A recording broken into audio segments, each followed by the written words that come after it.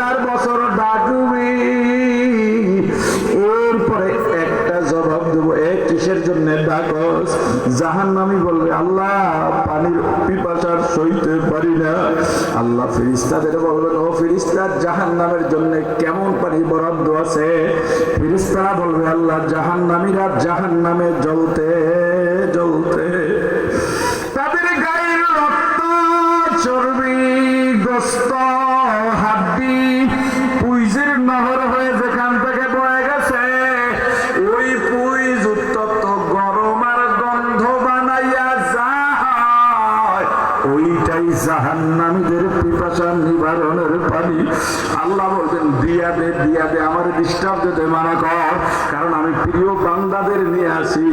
ওই বান্দা শুনছে হারাম খাওয়া যায় না, মানুষের বাড়ি কাজ করছে হারাম খায় নাই, আহারে পাশে একদিন রান্না করতে পারে নাই তবু আফসোস করে নাই, নদীতে মাছ ধরতে গেছে আসরের আজান হয়ে গেছে, আসরের অর্থ এখন নৌকা নিয়ে কুলে আসবে, জামাত পাবে না, মাগরিব হয়ে যাবে।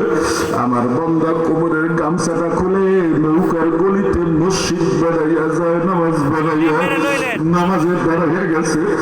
নদী জমি কি বলে বিলের ভিতরে গেছে চাষবাস করার জন্য, একসাথে 4-5 জন আছে, সূর্য ডুবন্ত অবস্থায় আছে, রক্ত বেশি বাকি নাই, ডাক দিছে ভাই আস নামাজটা আদায় করি, আল্লাহর বিধান পালন করি। কেউ আসে নাই। আমার বান্দা ওই জমিনের আইলের উপরে গামছা করে জয় নামাজ বানাইয়া নামাজ আদায় করে আমি আল্লাহর দরবারে কান্নাকাটি করছে।